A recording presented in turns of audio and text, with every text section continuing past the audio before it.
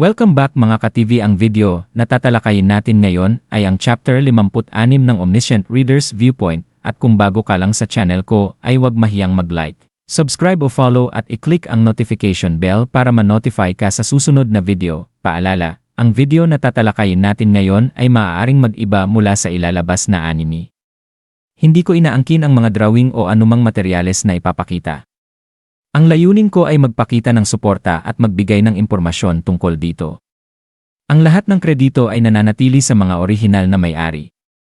Maraming salamat, pumalakpak ang konstelasyong Prisoner of the Golden Headband sa kanyang katatagan, habang pinuri naman ng konstelasyong Demon-like Judge of Fire ang kanyang tapang.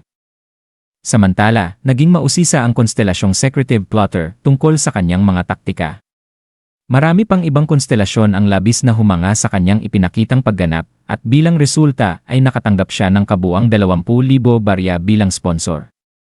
Napakunot noo si Kim Dokja habang sunod-sunod na pumapasok ang mga hindi na filter na mensahe. Bagamat walang tumatanggi sa papuri, masyado nang nakaka-overwhelm ang makatanggap ng dose-dosenang papuri ng sabay-sabay. Nagtaka siya kung nasaan si Bihyong at kung bakit hindi nito pinamamahalaan ang mga mensahe. Ngunit agad niyang naisip na malamang ay tinawag ito ng Administration Bureau. Wala pa ring kompensasyon para sa nakatagong senaryo. At naglaho ang Intermediate Dokaibi ng walang anumang paliwanag. Gayunpaman, ipinakita ng 20,000 baryang natanggap niya kung gaano kalaki ang pagkakaiba ng mga minority channel kumpara sa mga malalaking channel. Pagkatapos noon ay mabilis niyang nilapitan ang bangkay ng apoy na dragon at kinuha ang core nito. Ang item na nakuha niya ay isang 5th grade Fire Dragon Score na napapalibutan ng malambot na pulang liwanag. Kahit na humina na ang dragon, isa pa rin itong dragon, kaya napakahalaga ng mga bahagi nito. Ang mga buto, kaliskis, at balat nito ay maaaring iproseso ng isang mahusay na panday o ipagpalit sa mahahalagang kagamitan. Gayunpaman, habang nakatitig siya sa napakalaking bangkay, hindi niya maiwasang makaramdam ng kaunting pagkadismaya. Nakapatay siya ng isang kalamidad, ngunit tila kulang pa rin ang gantimpalang nakuha niya. Bigla siyang nakaramdam ng matinding sakit sa likod kasabay ng isang masiglang boses. Nakita niya si Jung Hee-won na nakatayo sa likuran niya at pabirong nagtatanong kung anong karakter sa laro siya. Napaubo si Dokja at sinabing napakasama ng kanyang pisikal na kalagayan, kaya isang hampas lang mula rito ay maaaring ikamatay niya. Walang pakialam na sumagot si Hee-won na mabubuhay naman siyang muli kahit mamatay siya. Ipinaalala ni Dokja na hindi naman palaging ganoon ang mangyayari. Gayunpaman, napansin niyang mas tahimik si Hee-won kaysa karaniwan. Nang makita niya ang reaksyon nito, naunawaan niyang labis itong nabigla nang isipin nitong namatay siya. Halatang nahihirapan itong itago ang emosyon nito sa harap ng iba. Mahinang tinanong siya nito kung alam ba niya ang lahat ng mangyayari bago niya ginawa ang kanyang plano. Inamin niyang hindi niya alam ang lahat, dahilan upang sumigaw si Hee-won na talagang naniwala siyang patay na siya. Nang kaswal niyang sabihin na kaligtas naman siya, agad siyang hinampas muli nito sa likod gamit ang malakas nitong palad.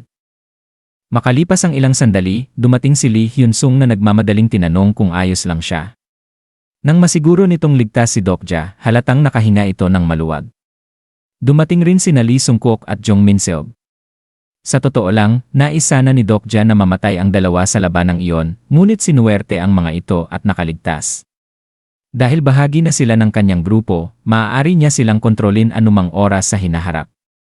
Saglit na bumalot ang katahimikan habang nakatitig ang lahat sa kanya, naghihintay ng mga sagot. Napabuntong hininga siya at sinabing maaari silang magtanong ng paisa-isa. Nagsimula ang isang impormal na pagtatanong. Ipinaliwanag ni Dokja na ang kanyang kakayahang mabuhay muli ay isang bagong pribilehiyong nakuha niya at walang kaugnayan sa kanyang sponsor. Iniiwasan niyang sabihin ang mga delikadong detalye at ibinahagi lamang ang mga impormasyong kailangan nilang malaman. Napamaang si Jung Hee-won. Ayon sa kanya, parang pandaraya ang kakayahang mabuhay muli sa tuwing makapagliligtas siya ng tao. Inamin ni Dokja na isa nga itong napakalakas na kakayahan. Ngunit nilinaw niyang isang beses lamang siyang maaaring mabuhay muli sa bawat 100 taong naililigtas niya. Ang hindi niya sinabi ay ang pinakamalaking kahinaan ng katangiang King of No Killing. Habang hawak niya ang katangiang iyon, hindi siya maaaring direktang pumatay ng ibang tao. Maaari niyang saktan, pigilan, o gawing walang kakayahang lumaban ang isang tao, ngunit kapag siya mismo ang pumatay, mawawala sa kanya ang titulo. Isang napakalaking kahinaan iyon at walang dahilan upang malaman ito ng iba. May kumpiyansang sinabi ni Jung Hee-won na dapat lamang siyang magpatuloy sa pagliligtas ng mga tao at siya na ang bahalang pumatay kung kinakailangan. Sa katunayan, iyon mismo ang dahilan kung bakit pinili ni Dokja ang King of No Killing. Dahil sa potensyal ni Hee-won bilang isang makapangyarihang Judge of Destruction, maaari niyang ipaubaya rito ang mga bagay na hindi niya kayang gawin. Magiging kapaki-pakinabang pa rin ang katangiang iyon hanggang sa mga gitnang senaryo, kahit na may mga pagkakataong magiging nakakainis ito kapag mag-isa lamang siya. Habang nagpapatuloy ang usapan, tahimik na nakikinig sina Lee Sung-kook, Jung Min-seob at Lee Hyun-sung. Sinadya ni Dokja na titigan sila bilang tahimik na babala kay Hee-won na huwag nang magsabi ng higit pa. Naunawaan naman ito ni Hee-won kaya si Lee Sung-kook ang nagtanong. Nais nitong malaman kung ano ang pakiramdam ng mamatay. Tapat na sumagot si Dokja na napakasama nito. Ngunit ikinagulat niya ang sumunod na sinabi ni Sung-kook.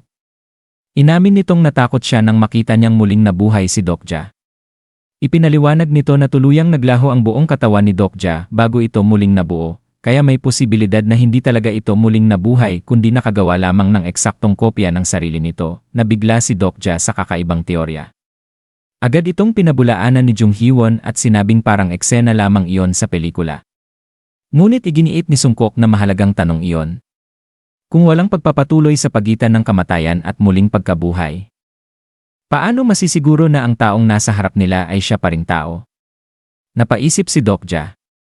Naalala niyang ang katangian ni Lee Sung-kook ay hypnotist at bigla niyang nakita ang lalaki sa ibang pananaw. Upang pakalmahin ang lahat, sinabi niyang nanatili siyang may malay matapos siyang mamatay. Sa mahigpit na kahulugan, hindi siya tunay na namatay. Tinanong siya ni Sung-kook kung parang kaluluwa ba ang kanyang naranasan.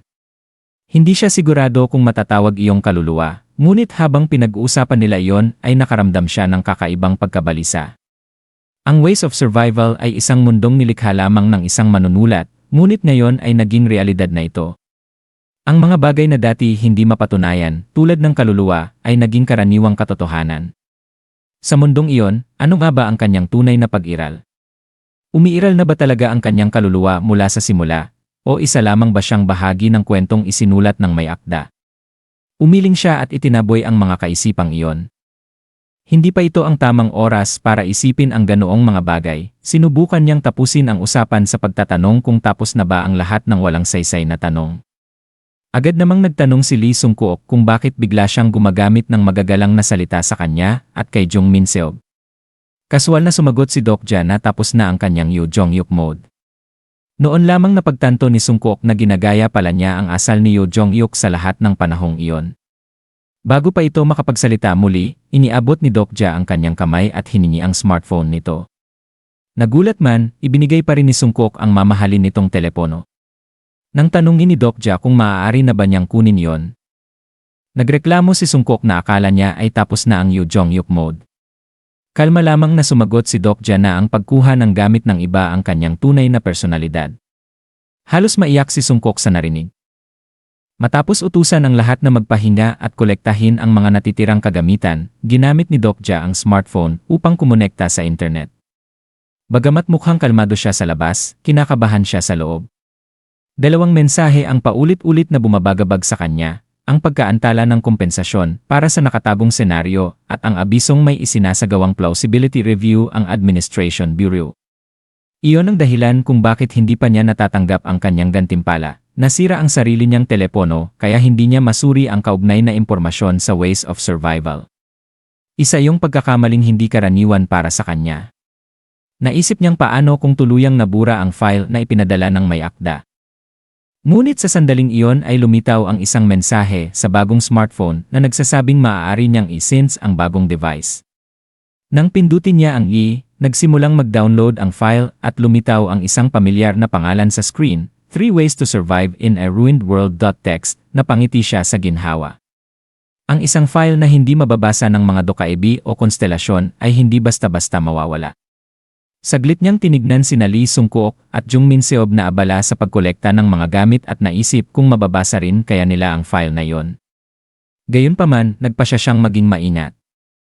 Binuksan niya ang Ways of Survival at nagsimulang magbasa. Dahil sa epekto ng kanyang eksklusibong katangian, mabilis na tumaas ang kanyang bilis sa pagbabasa. Hindi nagtagal ay nakita niya ang tala tungkol sa isang plausibility request na naganap noong ika-6 na regression ni Yoo Jong-hyuk. Isinasaad doon kung paano sinuri ng intermediate Dokkaebi na si Baram ang isang ulat tungkol kay Yoo Jong-hyuk. Sa kabila ng mga pag-aalinlangan ng ibang Dokkaebi, ipinagwalang bahala ni Baram ang usapin at sinabing may pahintulot na ito mula sa mas matataas na otoridad at may sponsor na napakalakas upang pakialaman pa nila. Ayon dito, unti-unting mawawala ang problema sa plausibility habang umuusad ang mga senaryo. Kalaunan ay lumipat ang ulat sa isang nakakatawang eksena kung saan galit na pinapagalitan ni Baram ang mga nakababatang Dokkaebi dahil sa mababang benta ng kanilang mga coin product, napatawa si Dokja.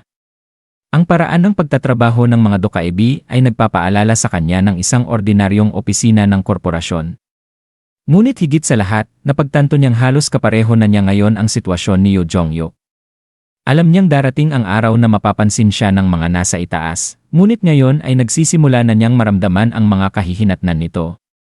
Kung hindi magiging pabor sa kanya ang plausibility judgment, maaari siyang mapahamak ng husto. Sa sandaling iyon, isang pamilyar at nanginginig na boses ang umalingaw-ngaw sa hangin.